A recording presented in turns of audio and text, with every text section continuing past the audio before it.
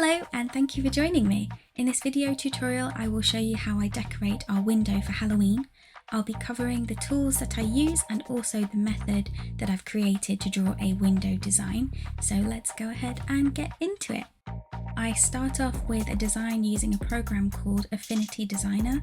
I have a grid system that I've measured and I also flip the image so that I can see how it will look as I'm working on it. Each panel is assigned a name on a grid system, and then I will save each individual panel as an image so that I can print it on A4 paper. Now this part of the process is quite tedious, but it does save a lot of stress in the long run, as I know exactly what each piece is and where it fits together in the design. Now once each panel has been printed onto A4 paper, I then cut them all out and I will write the name of each of the panels on the back with a Sharpie pen. So this helps me when I'm attaching all of the pieces to the window because I know exactly where each panel goes.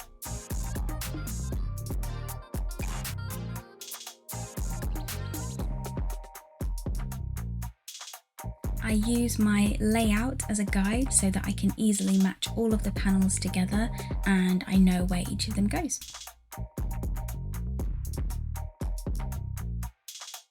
The pens that I use are these chalk markers by Chalkola. I've used them for a few years now and they're brilliant. They come in lots of different colours. You can find them on Amazon and I will link them down below.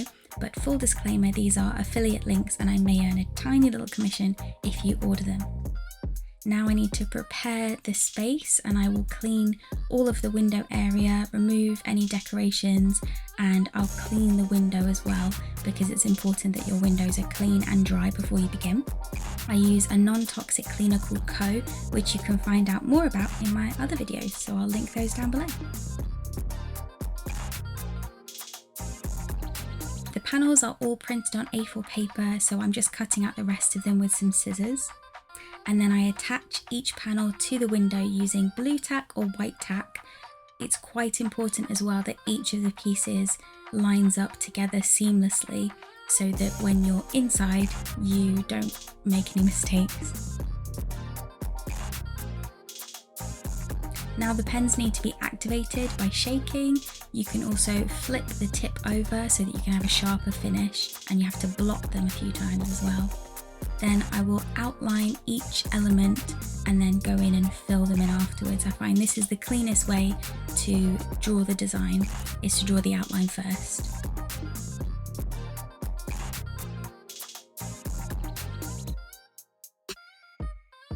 Now mistakes happen all the time, so I always try to have some kitchen towel or some tissue paper handy. This spider, for example, took quite a few attempts, but easily removed with a bit of paper.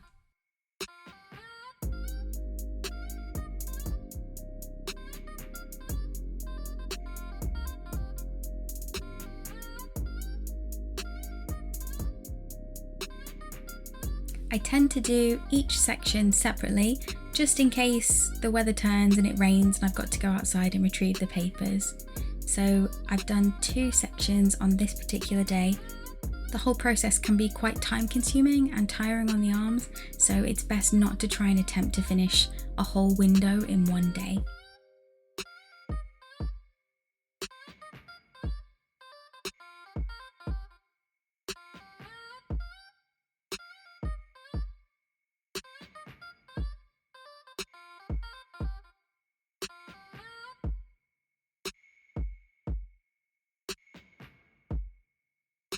The first 2 sections took me about 3 hours, so I continued the process the next day. Now when planning the design, I always have to remind myself not to make any of the elements too big, as this requires a lot of ink. So for example, the round moon that I put into this design is actually bigger than I'd anticipated, and as a result my yellow pen was really struggling to fill it all in.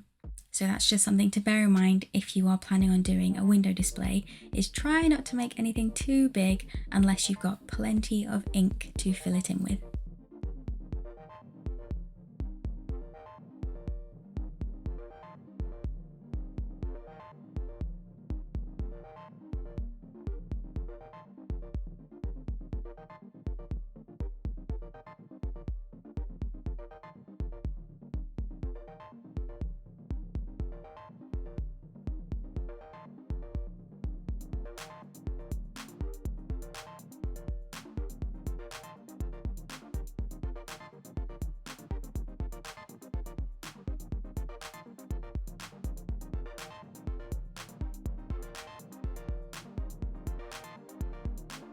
Once the design is complete and the paper panels have been removed, this is the final result.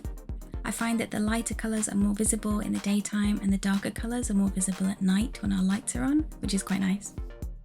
So that's how I've decorated our window for Halloween. I really hope you liked this video, and if you did, then be sure to give it a little like down below and subscribe for more videos like this. Thanks so much for watching, and I'll see you next time.